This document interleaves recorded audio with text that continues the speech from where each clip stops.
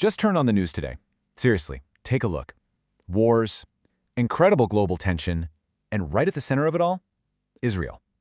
It really makes you ask yourself, is what we're seeing just history repeating itself, or is this actually prophecy unfolding right before our eyes? Welcome to This Explainer. Today, we're unpacking some deeply fascinating eschatological sources to figure out exactly how these ancient biblical texts might map onto our modern world. Let's dive in. You know, it feels totally chaotic out there, doesn't it? But here's the thing. According to the biblical text we're looking at today, the end times aren't described as just random, meaningless chaos. Not at all. They're described as an alignment. It's like nations positioning on a chessboard, pressure building up. If you read through Daniel chapters 2 and 7, the picture is that everything is moving very purposefully toward a single culminating moment.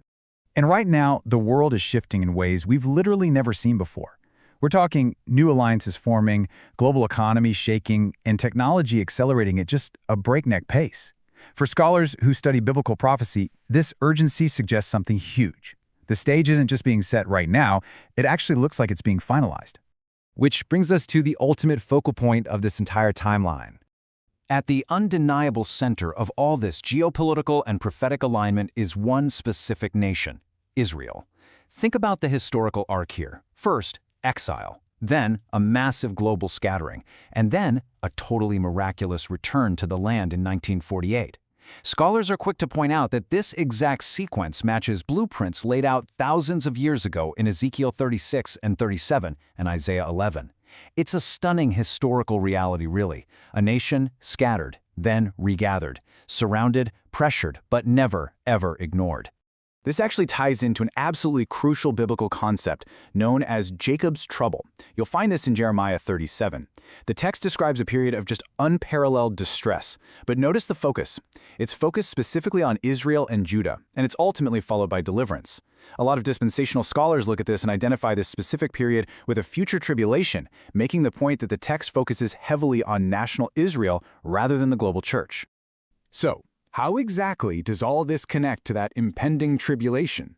Well, if the tribulation described in these ancient texts is a literal event that's coming, it doesn't just pop up out of nowhere, right? Based on passages like Daniel 9 and Revelation 13, it starts when all the pieces are already perfectly in place.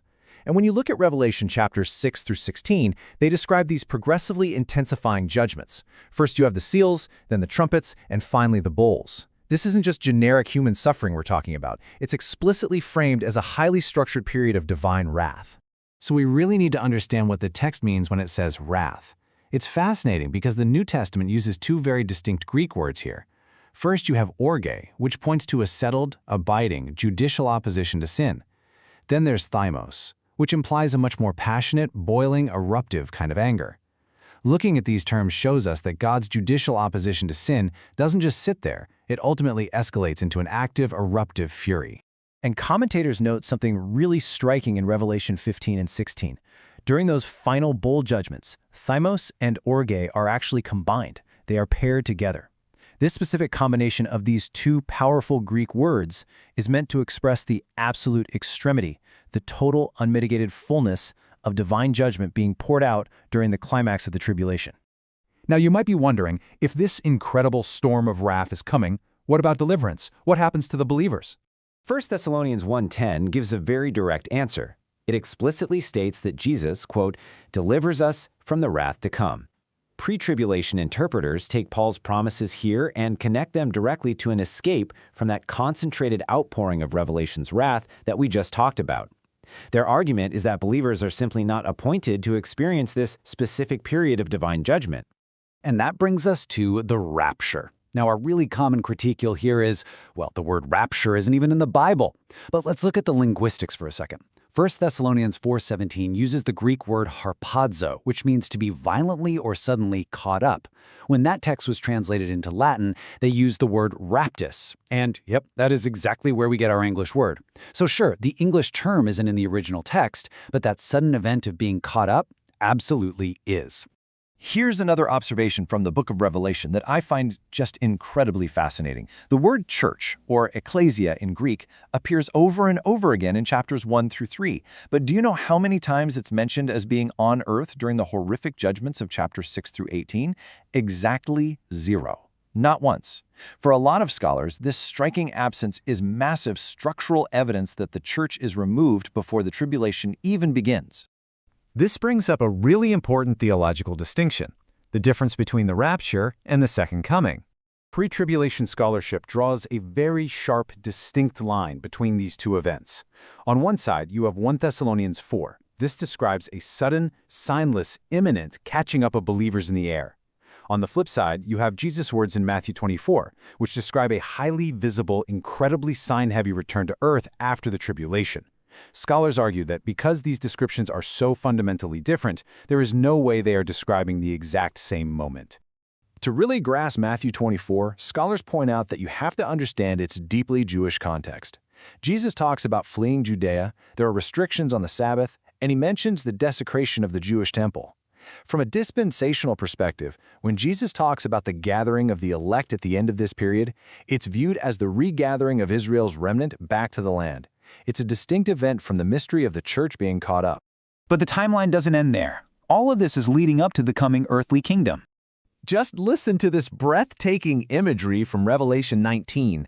I saw heaven standing open, and there before me was a white horse. The sources emphasize something crucial here. At the second coming, Christ does not return as a suffering servant. No, he returns as a conquering king, arriving to judge the nations and literally rule the globe with a rod of iron. And the result of that return? It's the millennial reign, described in Revelation 20. In the premillennial viewpoint, this is a literal 1,000-year reign right here on earth. We're talking about an earthly, messianic kingdom defined by true peace and justice. It's a time where righteousness doesn't just exist quietly in people's hearts, it actively, visibly, and completely rules the entire globe.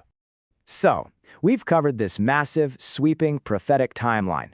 But what does it all mean for us, right now? It really all comes down to the doctrine of imminence. The exact day and hour? Totally unknown. But pastoral treatments of these texts are unified on one major takeaway. Regardless of your specific eschatological view, the overarching biblical command is shared by everyone. Watchfulness is absolutely required. We cannot afford to be complacent. Consider this warning from the sources, because it's a powerful one. The danger isn't merely choosing the wrong chart, but living as if none of it is real. That hits hard, doesn't it? Prophecy isn't just some academic exercise where we draw timelines on a whiteboard. It demands a real response from us. True imminence means that if the stage is indeed set, intervention could literally happen at any moment. Which brings us right back to where we started today, looking at the shifting globe around us. The question isn't just, are we in the end times? The real question, the one these ancient prophetic sources force every single one of us to deeply consider, is this: how close are we to the moment everything changes,